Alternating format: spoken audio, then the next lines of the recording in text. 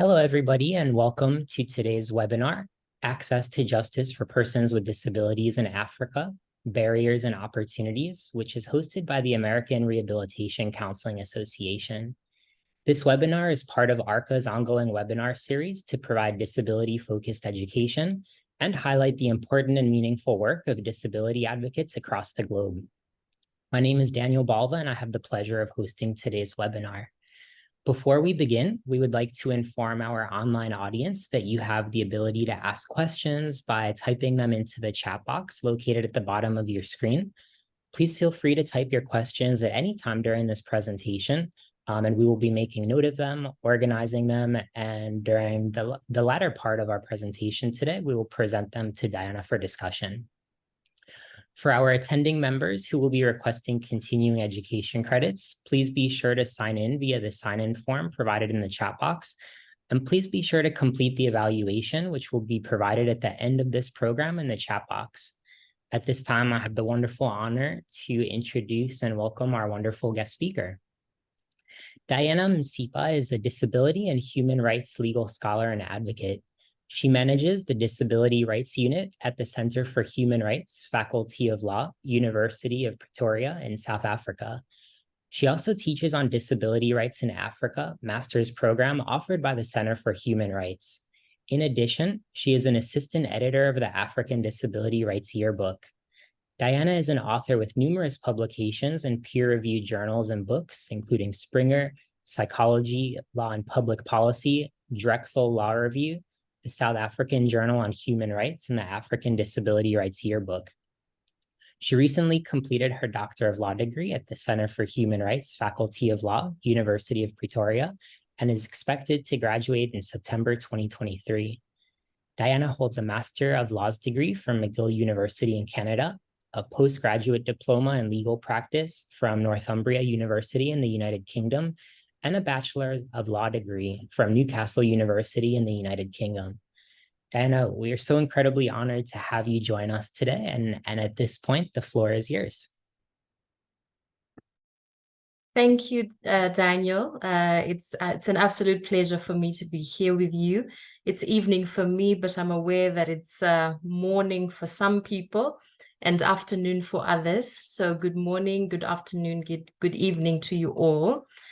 I'll just start sharing my screen so we can get started straight away with the presentation. I don't know if you can see that, if I can have some confirmation that my PowerPoint is visible.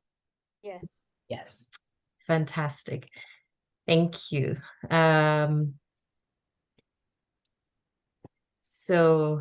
Okay.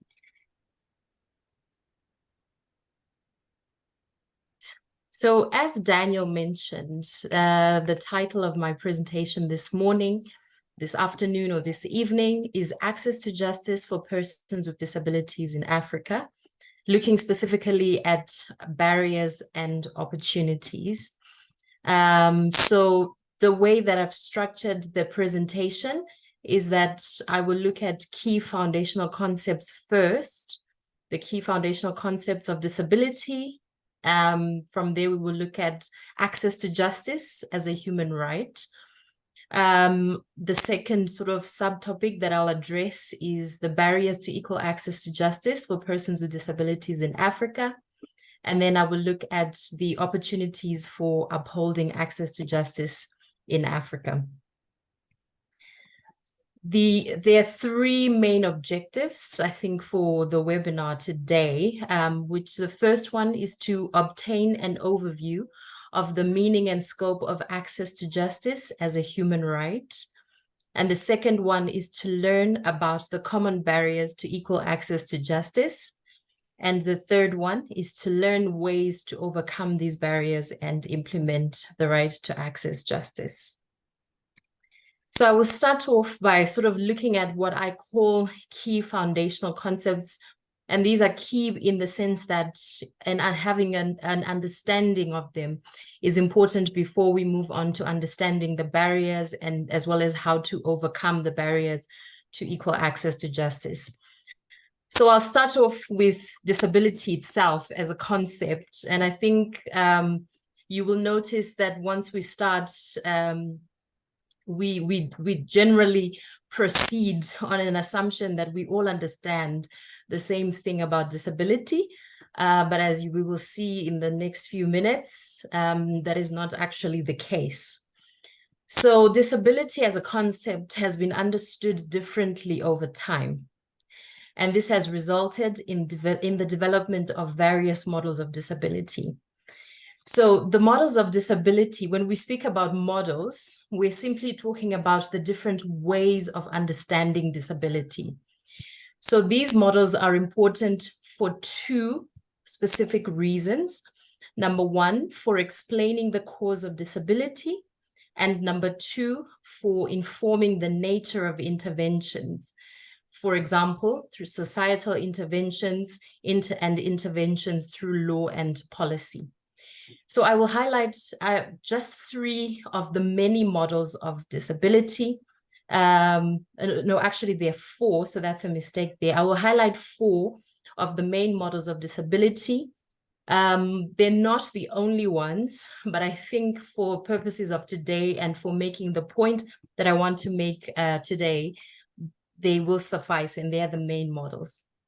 So I'll start first of all with what is the oldest model of disability, and it is known as the religious model.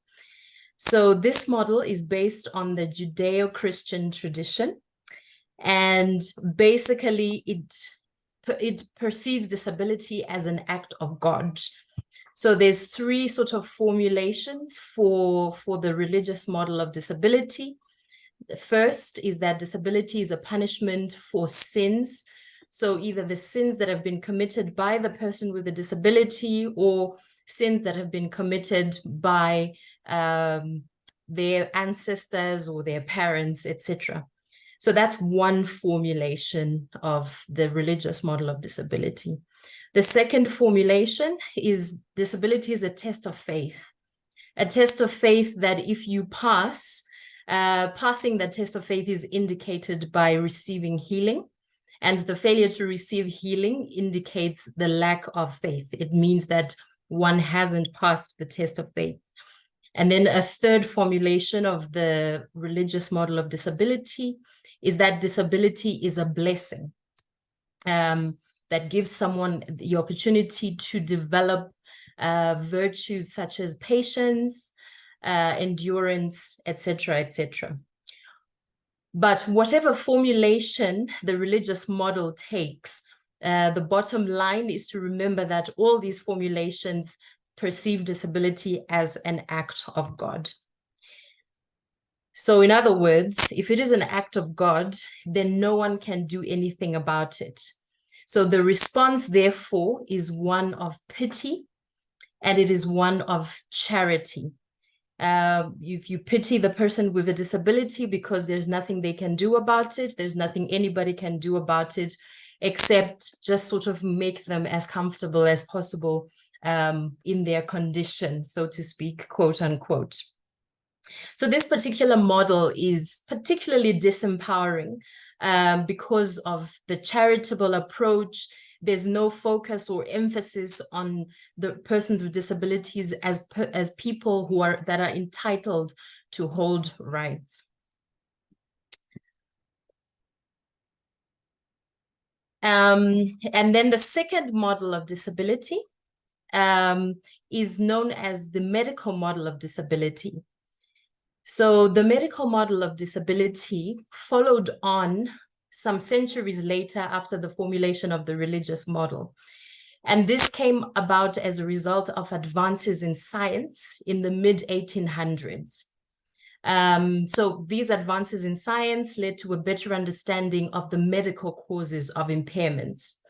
So the better understanding of the medical causes of impairments then resulted in the formulation of a new model that began to gradually replace the religious model, and the model is known as the medical model of disability. So according to the medical model of disability, disability is something that is inherent in a person with impairment. In other words, impairment equals disability. The very fact that someone has an impairment means that someone has a disability as well. And the response to that, the response to disability, when you understand disability in that manner, or as a medical condition, the response is to focus on cures, to focus on medical interventions such as rehabilitation and cures where possible. And it is essentially about adjusting the individual for their environment.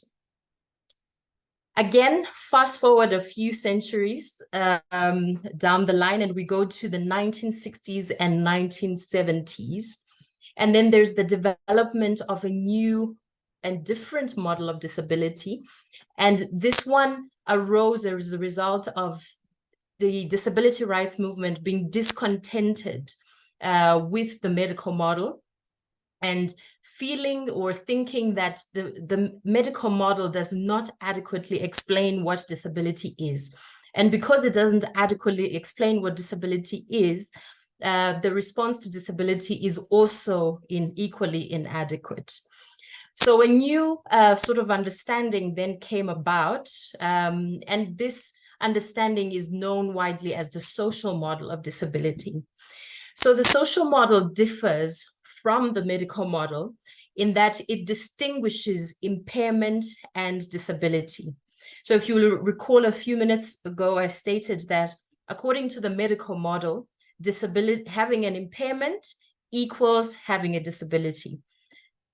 However, according to the social model, disability and impairment are actually two different things. The social model is distinct in that it recognizes the role of external factors, such as the environment and social factors as well. So what is disability then, according to the social model? According to the social model, disability results from the interaction between two things. First of all, an interaction between a person with impairment and their environment or environmental or attitudinal barriers. So being a person with impairment on its own does not make you a person with a disability, according to the social model. But what then brings on the disability is the fact that you're a person with impairment and you're interacting with an environment that is full of barriers. You're dealing with attitudinal barriers from the people around you. And that interaction is what then results in the disadvantage, the exclusion that one then faces, that a person with impairment then faces. So the social model recognizes that external factors can be part of the problem, and it follows, therefore, that they can also be part of the solution. So a social model response, therefore, focuses on changing the external environment in response to someone's internal needs. So it is not like the medical model, which focused merely on trying to change the individual to suit them for their environment. This one is more the converse. It's about changing the environment in response to the internal needs of the person with impairment. And then the fourth and final model of disability that I will highlight is known as the human rights model of disability. So this model is based on human rights principles. So it recognizes the diversity of humanity. Disability is simply perceived as part of human diversity in the same way that we have diverse cultures, we have diverse races. Disability is simply considered part of human diversity. Therefore, according to the human rights model, persons with disabilities have the same rights as everyone else. And disability is not a reason or an excuse to restrict someone's human rights. So the emphasis then of the human rights model is on the humanity and entitlement to human rights. So according to this understanding of disability, the appropriate response would be full inclusion meaningful participation, and enjoyment of human rights. And the human rights model would therefore also call for persons with disabilities to be respected and supported in order for them to enjoy all of their human rights. So we've highlighted and we've talked about 4 different models of disability, or different ways of understanding disability. So the question is, which is the right model? If we have all these other models, and as I said earlier, these are not the only ones, but so which is the right model? Which is the model that we should subscribe to?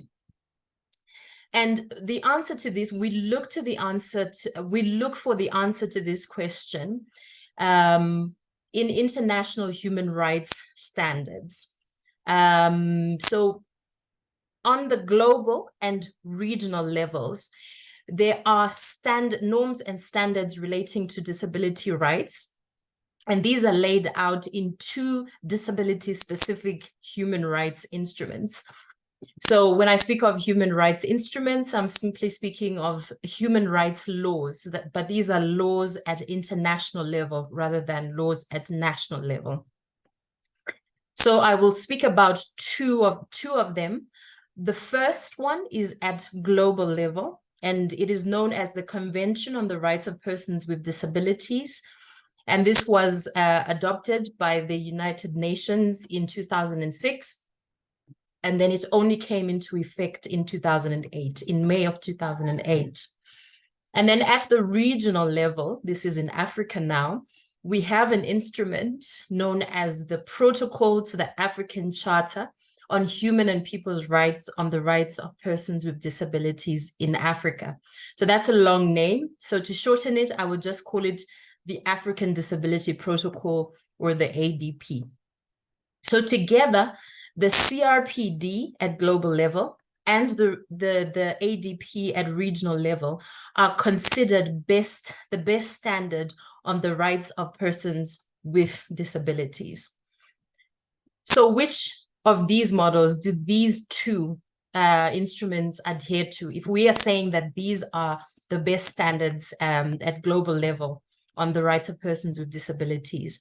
Interestingly, both the CRPD and the African Disability Protocol don't subscribe to just one of the models.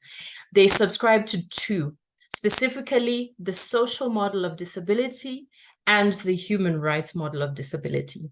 So just to remind us, the social model is the one that perceives disability as the result of the interaction between a person with impairment and external as well as attitudinal barriers. And then the human rights model is the one that emphasizes the humanity of persons with disabilities as well as their entitlement to human rights.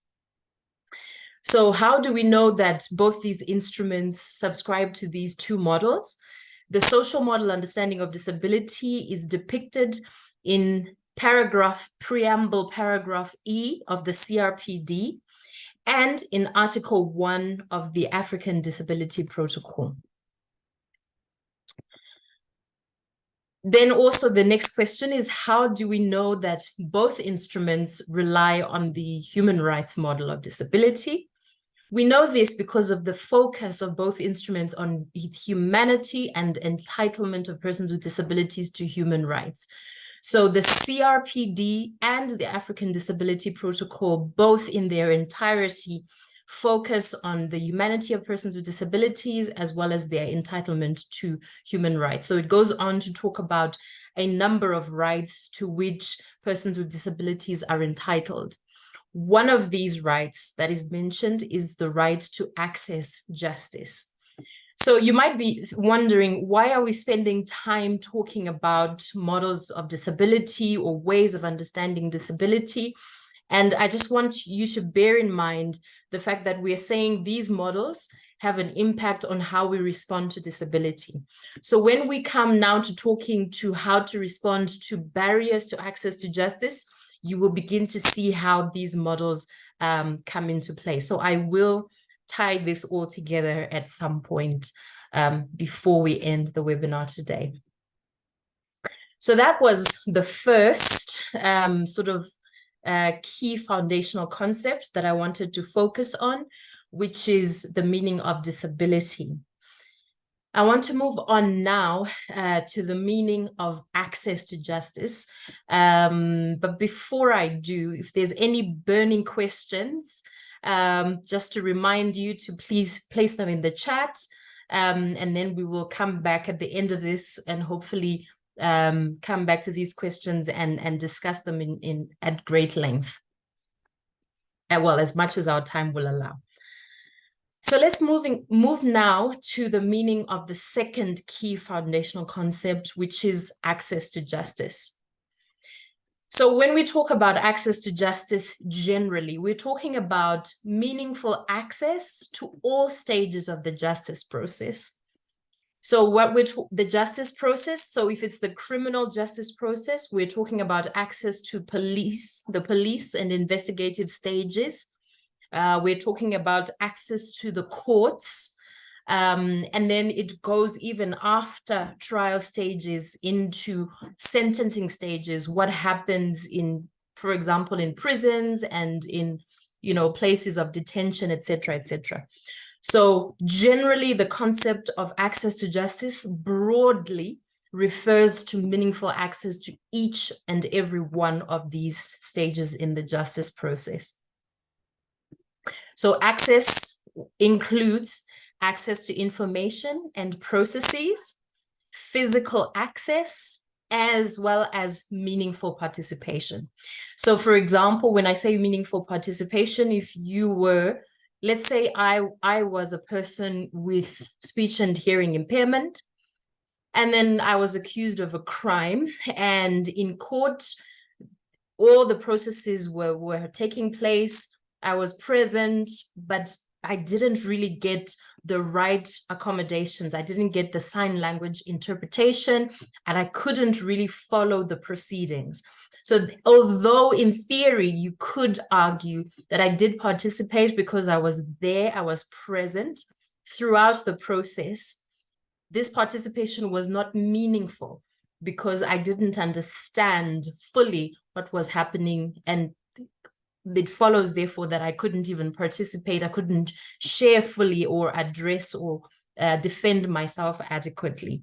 So it was not meaningful in that sense. So when we talk about meaningful participation, we're talking about someone being able to participate to the very best of their ability. So that's the general meaning of access to justice. Access to justice as a human right. Where do we find this? So access to justice as a human right, we find it for the first time as a substantive right in the CRPD. So I should just point out that before the CRPD was adopted in 2006, there wasn't any other international human rights law or instrument that spoke of the right to access justice. So there's other rights that you can find in the CRPD that you can also find in the pre-existing instruments. Things like the right to life, things like the right to health, the right to education, etc., etc. But if you were to look in all the other pre-existing instruments before the CRPD for a right to access justice, you wouldn't find it. And this is because the right to access justice was included for the first time as a substantive right in the CRPD. And there's a reason for this. The reason is that this was in response to the lived experience of persons with disabilities. It was as a result of the drafters of the CRPD being aware of the fact that persons with disabilities face numerous barriers to accessing justice, and how instrumental the right to access justice is in order to vindicate and enjoy all the other rights. So imagine someone telling you that you have a right to freedom from violence, and that if anybody sort of abuses you, you have a right to go before the law and get redress. That right is only theoretical if you cannot go before the law in order to vindicate that right. So that is what makes the right to access justice a key and fundamental right that is necessary for the enjoyment of all the other human rights that are found in the CRPD and other human rights instruments. So there was this recognition that persons with disabilities face numerous barriers to accessing justice. And so the decision was consciously made to introduce a substantive right to access justice. So the idea, though, of access to justice prior to the CRPD did exist, probably in the concept of entitlement to what we call an effective remedy. So this was just sort of, you can see it's a bit narrower because it's only focusing on a person having an effective remedy after having gone through a process. So there's that assumption that there's no barriers to someone going through a process. All that is required is to make sure that they have the right to an effective remedy. But persons with disabilities, advocates of persons with disabilities are saying, no, actually, we don't even get a chance to participate meaningfully throughout the process. So before we even talk about an effective remedy, we need to talk about meaningful and effective participation, and hence the inclusion of a substantive right to access to justice in the CRPD. So the right to access to justice is now enshrined in Article 13 of the CRPD, and it is also enshrined in Article 13 of the African Disability Protocol. So just to give some context about the African Disability Protocol in relationship to the CRPD. The African Disability Protocol was adopted by the African Union in 2018. So 10 years, exactly 10 years after the CRPD came into force.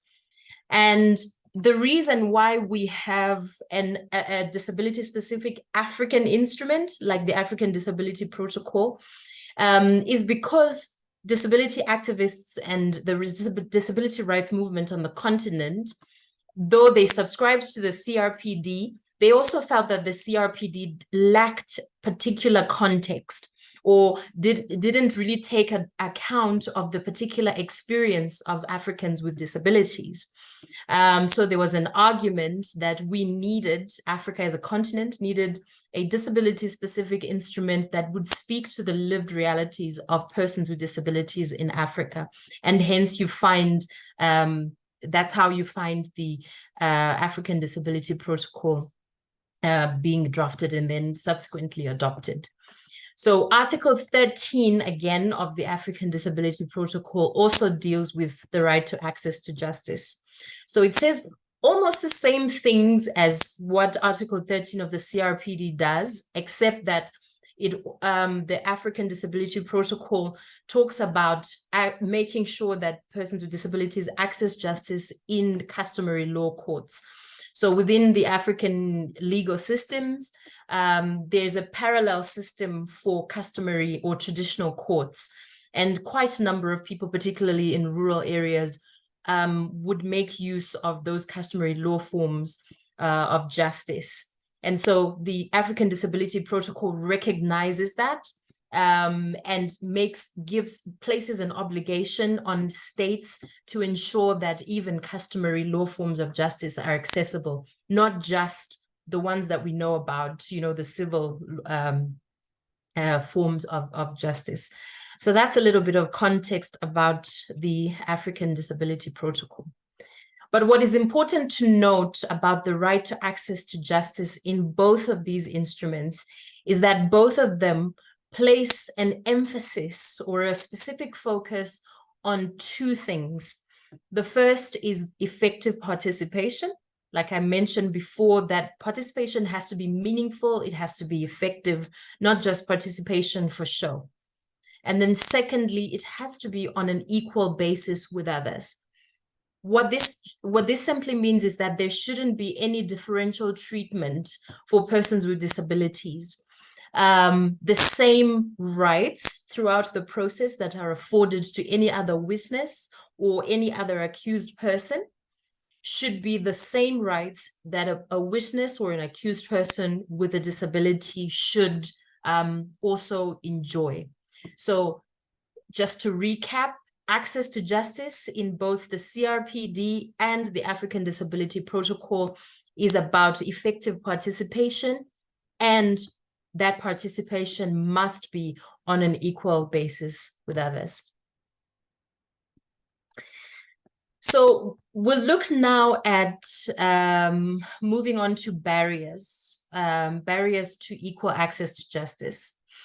So I'll start off by just giving you a list of the barriers that I'm going to address, the barriers to equal access to justice. The first is attitudinal barriers, and the second is procedural barriers. A third is communication barriers, and the fourth is environmental barriers.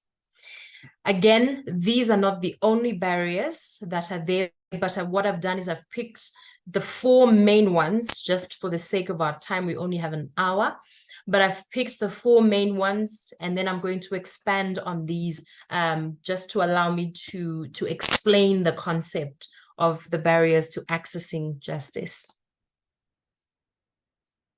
So starting with attitudinal barriers, what exactly do we mean when we talk about attitudinal barriers?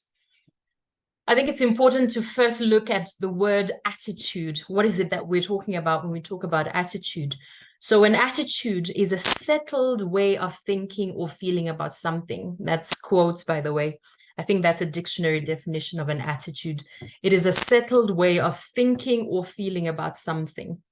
So an attitude, a person's attitude to something, is informed by their knowledge about that thing, and it is informed as well by their personal beliefs, right? So these are related. Your beliefs are related, come out of your knowledge, etc., etc.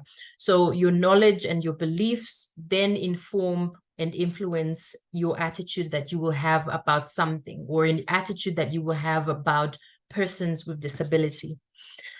Negative and incorrect information lead to myths and misconceptions. So, for example, in relation to persons with albinism in Africa, albinism has recently just been recognized as a disability. And one of the negative myths in an African context is that persons with disability, albinism rather, persons with albinism are sort of lucky charms. And then if you do a sort of ritual using the body parts of a person with albinism, then you can get wealthy. You can get incredibly wealthy. So this is obviously based on incorrect information, and it's negative and leads to all these misconceptions and the result is people think, okay, so believe it or not, there's persons with albinism are being killed, persons with albinism are being mutilated for their body parts because of this belief. And then there's also attitudes about them, etc., etc., and also attitudes about persons with disabilities generally. So I will give you a few illustrative studies just to explain a little bit further how these attitudes can become a barrier to accessing justice. So the attitudes, your attitude about disability will also determine how we respond to a person with disability. So if you have a negative attitude about a person with disability, you're also likely to have a negative response to a person with a disability. And this is how attitudes present barriers. So in terms of an illustration, I'll give you an illustration. A number of years ago, I think 6-7 years ago, I did a study in East Africa. And we collected cases on how people with disabilities were failing to access justice and what were the main causes. So I'll just give you sort of two illustrations that came from that research. So for example, we found that cases involving complainants with intellectual and psychosocial disabilities were often not taken forward because police officers, for example, had attitudes like, how can someone like this possibly give reliable testimony in court? So once a police officer is aware that someone has an intellectual disability, they have a negative attitude of intellectual disability, and they think there's no way someone like this can give reliable evidence in court. As a result, they don't investigate the case, and that becomes a barrier. That attitude becomes a barrier to accessing justice. In another instance, rape trials involving complainants with visual impairments were often not taken forward because police officers would say, if she cannot see who raped her, she cannot possibly know who raped her. So I cannot, for example, conduct an identity parade with her. So how will she know who raped her? And in some of those cases, the police officers just didn't move forward because of their own personal attitudes towards these disabilities. So that's how some negative attitudes can actually act as barriers to people with disabilities accessing justice on an equal basis with others. The second barrier that I want to speak about is legal and procedural barriers. So these types of barriers are found in legislation or in procedural rules. By way of example, I want to point you to a concept in law that we call testimonial competence. So in very simple terms, what this is the law only allows people that are deemed competent to testify. So if you are deemed by the law not competent to testify, then you will not be permitted to testify in a court of law. So in Southern Africa, an example of how the law can actually be a barrier to persons with disabilities accessing justice is this issue of testimonial competence. So I want to read you a quote, a direct quote from Section 219 of the Criminal Procedure and Evidence Act of Lesotho. Lesotho is it's a small country in the Southern Africa. And this is what Section 219 says, and I will quote verbatim. It says this: no person appearing or proved to be afflicted with idiocy, lunacy, or inability, or laboring under any imbecility of mind arising from intoxication or otherwise, whereby he is deprived of the proper use of reason, shall be competent to give evidence while so afflicted or disabled. So, I mean, this is an online platform, and I'm not seeing your facial expressions, but you know, my facial expression to this was complete dread and utter shock. You know, first of all, the language that is used, afflicted with idiocy, lunacy, imbecility of mind. I mean, those terms are not only archaic, but they're very derogatory and inappropriate, to say the least.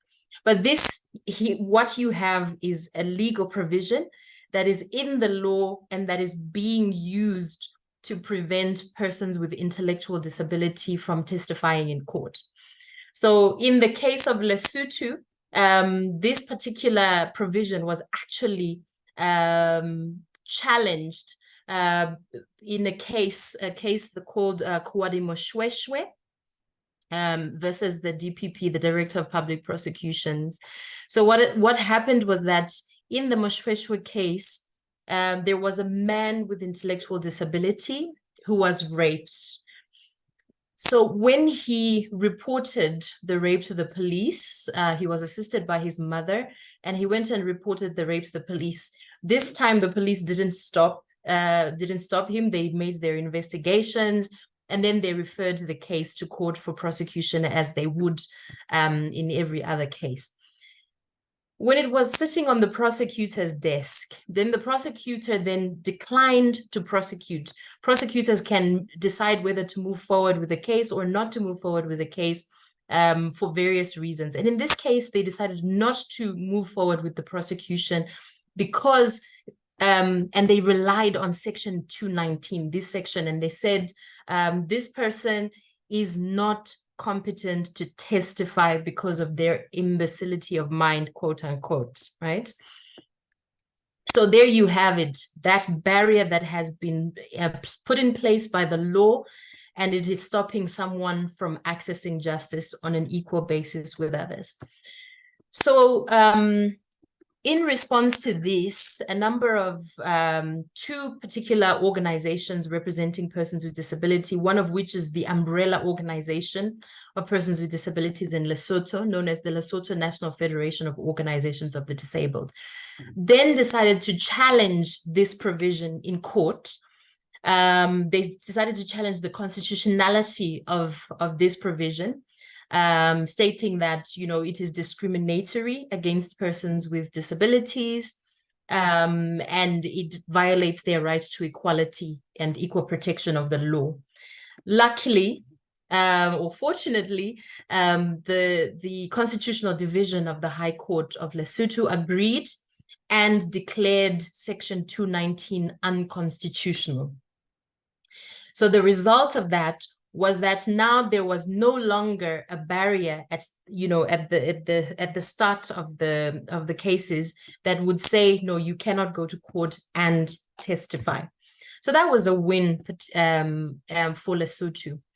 But I should also point out that even though that is now unconstitutional in Lesotho, the exact same provision exists in 7 other laws in 7 Southern African countries. In some of those countries, that provision is word for word, like Section 219 from Lesotho. It's as if it's a copy from this one and paste onto the other one. So it's the same word for word. And these countries that have the exact same provision, Eswatini is one of them, Botswana is one of them, Zimbabwe is one of them, but 7 in total, 7 countries in Southern Africa have a restrictive approach to testimonial competence. And these countries are Angola, Botswana, Eswatini, Malawi, Mozambique, Namibia, and Zimbabwe. So you can see it is still very much a problem within Southern Africa, this legal barrier of testimonial competence. The third barrier that I will also highlight is that of communication barriers. So I think you will all be aware, particularly in common law jurisdictions, that the primary mode of participation in court or in legal proceedings is usually oral testimony, right? You would go into court, be sworn in as a witness, and then you would give your evidence orally. So that is the primary mode of participation. But for persons with disabilities, some persons with disabilities, not all, may have difficulty communicating. So in receiving information and transferring information verbally, that's what I mean by communication. So examples would include persons with hearing and speech impairments, as well as some persons with intellectual disabilities.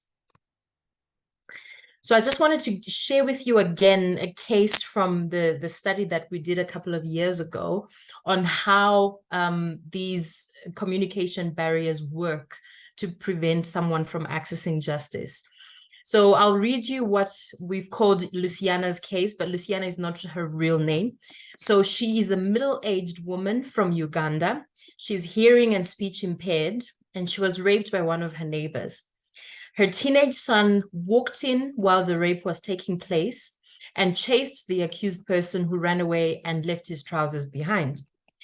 Luciana's son informed some of the villagers, and they apprehended the accused person and took him to the police station. Luciana was uneducated and communicated using a homegrown sign language. The police officers struggled to communicate with her and obtain a statement from her. They did not allow her family members to translate what she was saying because of the danger of bias, and because of that, the case was not taken forward. So here we have a police officer that probably, I don't think there was any malice on his part, but I think he just didn't know what his options were, what he could do to try and help the process of communication along. But you can see how communication barriers can actually be a serious hindrance to someone accessing justice on an equal basis with others. Then the last barrier that I will focus on is environmental barriers. So these are just barriers to the environment, to the external environment. So this could be the environment in a police station, or it could be the environment in a courtroom, excuse me. So examples could be a lack of lifts or wheelchair ramps, could be a barrier for persons with physical disabilities, and bright lights and loud noises could be a barrier for persons with autism as well. So remember when in the beginning I said these are not the only barriers, but these are some of the barriers. So I'll just run through the list of some of the other barriers, but I don't have time to elaborate on them. So some of the other barriers are economic barriers, informational barriers, inaccessible complaint systems, lack of legal representation. For example, in South Africa, in indigenous courts, you're not allowed legal representation. And then for the ordinary courts, some people may not be able to afford adequate legal representation. And then there's also a failure to recognize the legal capacity of persons with disabilities. And that can also be a barrier to equal access to justice. So those are the barriers to accessing justice, generally, just a run through. And I hope if you have any questions, do jot them down, and then we'll discuss. Hopefully we'll have enough time to discuss a little bit later.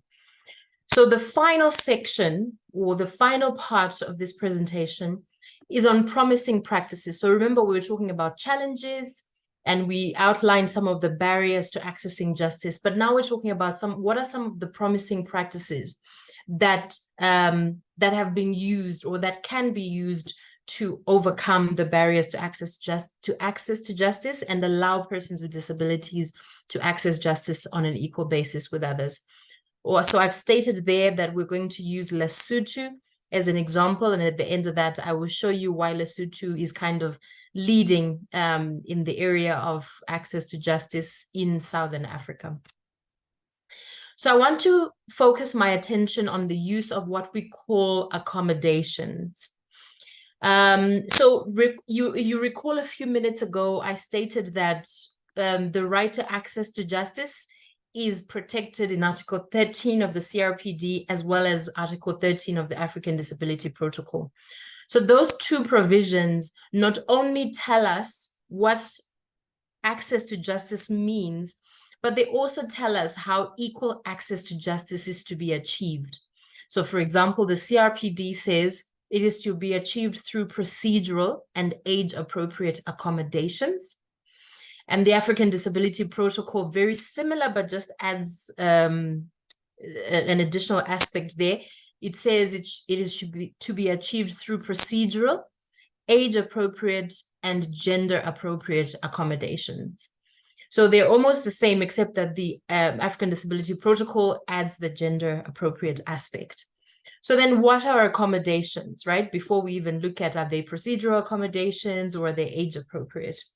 So when we speak about accommodations, this is simply a term that refers to any necessary modification or adjustment.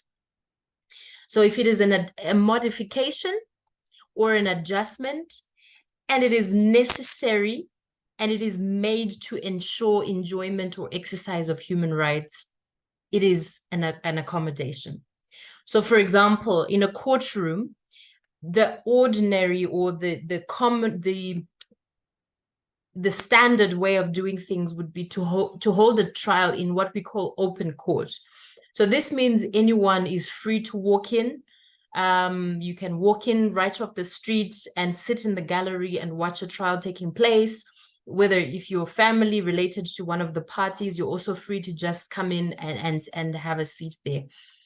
But if, for example, a particular witness, let's say with an intellectual disability, just as an example, was testifying in court, but probably found the full gallery, the people of, you know, with lots of people staring and looking, if they found that difficult to work under, if they found that environment difficult to work under, and let's say the court, you know, the magistrate in our part of the world, and probably you would call them judges in your part of the world, decides, okay, let's have a closed session, what we call in camera. So you've made a modification, right? Or an adjustment. That adjustment is necessary for someone to enjoy or exercise their right to testify, their right to access justice by participating effectively in the courtroom. So effectively, what you have done is you have made an accommodation. So that's it. It's a very simple concept. It just means any necessary modifications or adjustments, and they must be made to ensure enjoyment or exercise of human rights. During my time as a criminal prosecutor, we made an adjustment for a child witness, and everyone sat round we arranged chairs in a circle. The magistrate took off his robe and just wore his plain clothes. Everybody just sat around in a circle. That formality, we removed that formality. And that was a modification or adjustment we made to ensure that the child is able to participate effectively. So in other words, we accommodated the child. So there's two categories of accommodations. So remember, the accommodations have to be procedural, and they have to be age appropriate. So there have to be accommodations that relate to the procedures. They can relate to the procedures, and they must be age appropriate. So depending on the age of the person, they must be appropriate for their age. And then the African Disability Protocol adds the additional dimension of gender appropriate. So it must be appropriate for someone's gender as well. But there's two categories of accommodations for persons with disabilities that I want to highlight. There's accommodations that can be made to a person's environment. So this is the environment that the person is participating in, whether it's the courtroom or a police station environment. And the second category is accommodations to language and content. The distinction between the two will become very clear in a minute.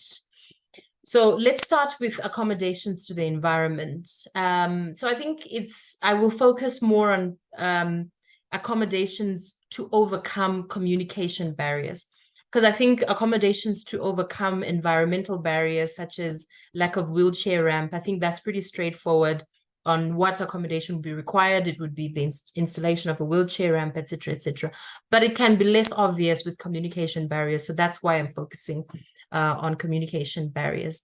So overcoming communication barriers, you can make accommodations or adjustments to the environment, such as conducting interviews outside the police station. So in the person's home, for example, if the police station is too intimidating, and the police officer can do an interview, conduct an interview in his plain clothes rather than in uniform. And the person with disability can be allowed or permitted to have a support person present during interview. There is a process called court preparation that may take place as well. Court preparation simply involves, usually done by, in our part of the world, by the prosecutor. The prosecutor will take a witness round, familiarize them before the date of the trial with the court, with the surroundings, with the courtroom, where they will be seated, where the different parties will be seated. Let them know in advance that the accused will be sort of on the other side, and that they will be asked questions about, just to prepare people to be challenged. I think a lot of times people who are not familiar with the courtroom will expect to just go to court and tell their version and be believed. So it's important to prepare the person in advance that there is going to be some challenge, and that is all just part of the process, and just to stick to what happened. Yeah. And then there's another example of an accommodation is giving evidence via closed circuit television. So this is where a witness gives evidence in a separate room and then everyone else, the prosecutor, the court are in a different room, and then the evidence is taking place via closed circuit television. So you would do this to a witness, who maybe is intimidated by the physical presence of an accused person. So the simple things like even taking extra breaks, that can be an accommodation, and changing the seating arrangement, like I mentioned earlier. So there's a whole lot of adjustments that you can make to the environment, or to make the environment one that is a little bit more comfortable, a little bit less stressful, to enable someone to be comfortable enough to communicate well and properly. And then the second category of accommodations is different, because this category is about accommodations to language and content.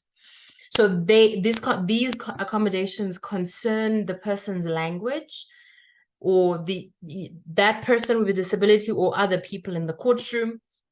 And it can also involve the content, or touch on the actual content of a person's evidence. So, for example, the use of what we call augmentative and alternative communication, or AAC in short. So this is either where you augment someone's communication. So if someone has limited vocabulary skills, you use other tools to augment, right? Or to support as an addition to their verbal communication. And then there's alternative communication, which is completely alternative to speech. That's where you are dealing with someone who is completely nonverbal. So examples of aids that you can use to augment communication. So there's, for example, the use of pictures. So I've written there as a prompt to myself, the lollipop case. So a colleague of mine, who is an intermediary in Israel, she sort of relayed this story about the lollipop case, and I'd like to sort of relay that story as well. So in this particular case, the complainant was sexually assaulted by a school bus driver. I think she was a teenager, around 15 years old, if I recall correctly. And she was assaulted by the school bus driver. So the school bus driver forced her to perform oral sex on him. So when the complainant went home, she told her mother that the bus driver had given her a lollipop. So that made sense. The language of lollipop made sense to the mother, because the mother had taught her to say the word lollipop for penis. So she didn't say penis, or she didn't know to say penis. So she said lollipop. So now at the police station, it was necessary for the police to establish directly from the witness what she means by lollipop. Are we just talking about the driver giving her a sweet, or are we talking about something else? So what they did in that particular case was, there was an intermediary present, someone who sort of facilitates communication. And they used this picture. So they laid out a number of pictures in front of the complainant. So it was pictures of both body parts, including a penis, and it was pictures of food, including the sweet, the peanut, the lollipop sweet. And they asked her to point out which lollipop the bus driver gave her. And she pointed to the picture of the penis. So they were able, through using the pictures, to determine or to clarify what she means when she says lollipop, right? So that's just an example. Another way that people augment communication in the criminal justice system in particular is the use of anatomically correct dolls. So these are dolls that have all the correct anatomy of the human body. The female dolls have the correct female anatomy, and the male dolls have the correct male anatomical parts, etc., etc. So, and a witness can be asked to demonstrate using the dolls, where, for example, their speech is not enough to actually describe what happened. They can be asked to use the dolls to demonstrate what happened. So again, that's augmenting communication. So I don't have a lot of time to go into all these examples that I wanted to share, but I think we do get the idea of how to augment someone's communication. And then alternative communication, as I said, it's something completely different. This is when your witness is a non-verbal. And so one tool that is sometimes used is a letterboard. So, you know, someone will be asked on a letterboard that has the different letters of the alphabet. So you will assist them to actually spell what they want to say. So you will have to have established prior how to say yes and how to say no. So for example, blink once for yes and twice for no, or vice versa, whatever the case may be. And then you would ask the person to say, is the letter you're looking for, is it this one? First row, you know, first row, first column, etc., would be A. And then if she says yes, then you would write A. It's until you spell out, until you help the person to spell out exactly what they want to say. So that is a letterboard as an example of alternative communication. So even though I've categorized them as accommodations to the environment and accommodations to do with language and content, this is really just an intellectual exercise. In practice, the same person may need more than one type of accommodation, and then we need 3 or 4, etc., etc. So it's important to bear in mind that may happen, and all of it is dependent on a person's individual needs. So the accommodations have to be tailored to the person's individual needs, and the goal is to enable effective participation. How do you know if your provision of accommodations has been successful? You know if the person has testified effectively. It's got nothing to do with the outcome of the case. Even if the case is lost, ultimately, if it's a witness, that is the person with a disability, and the accused person is not ultimately convicted, that doesn't mean that the accommodations were ineffective. Remember, the issue of guilt is decided based on a number of things, not just the witness's evidence, but also all the other evidence in the case in totality. So success of whether you've succeeded to appropriately accommodate someone is determined by whether or not they were able to effectively put across their version of events and effectively respond to cross-examination, rather than whether or not there was a conviction at the end of the case.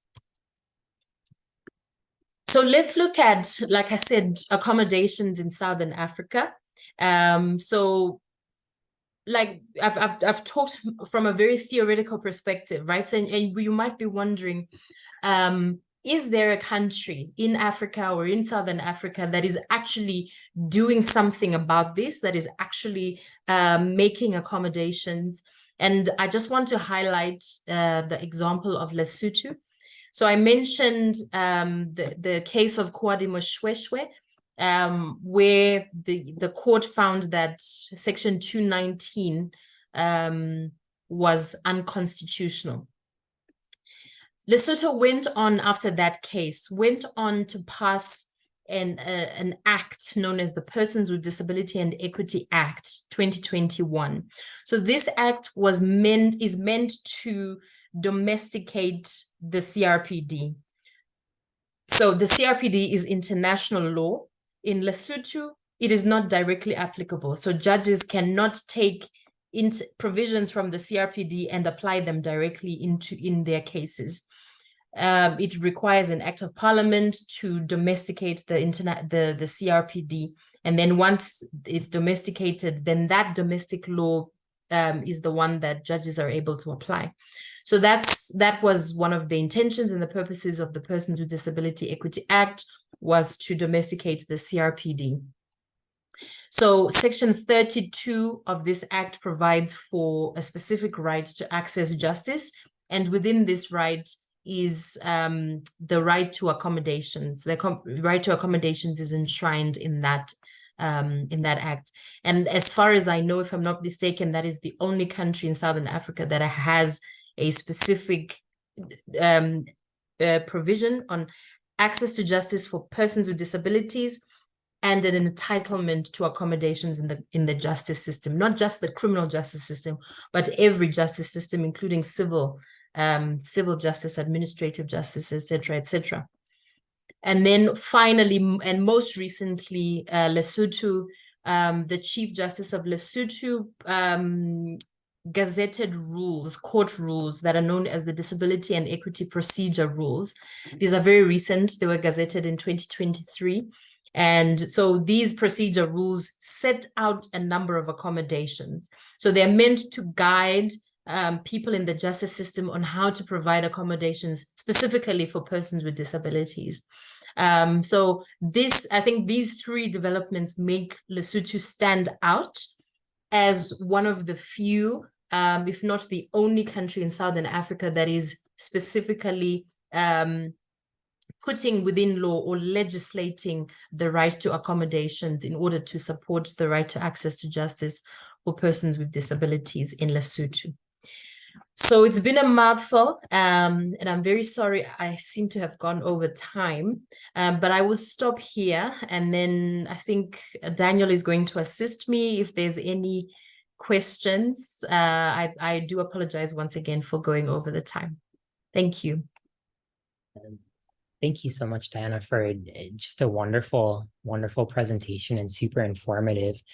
And so, of course, we welcome any questions. We can go ahead and conclude the webinar. And then maybe if Dianah has just a few additional moments, we can stay on if anyone has any questions, or if it may be possible, Dianah, to share your contact information via email if anyone has any follow-ups. But of course, we would like to provide our sincerest gratitude to Dianah for this wonderful and meaningful presentation on access to justice for persons with disabilities in Africa, barriers and opportunities. Dianah, we're most grateful for your work and contributions on a global level, and of course, for taking the time to share with us today. For those in attendance, of course, we appreciate you joining us today, and we would like to invite you to save the date for our next ARCA Webinar Series, which will be scheduled for Friday, September 22nd at 12 p.m. Eastern Time, titled Using Creative Therapies with Clients with Disabilities. Registration for the next webinar will be emailed out in the upcoming week or so, and we hope that you will consider joining us. So on behalf of the American Rehabilitation Counseling Association, once more, we thank you all again for joining us. Dianah, we thank you so incredibly much for the incredible work that you do and for joining us this evening, your time. And we wish everybody a wonderful weekend ahead. Thank you all so much.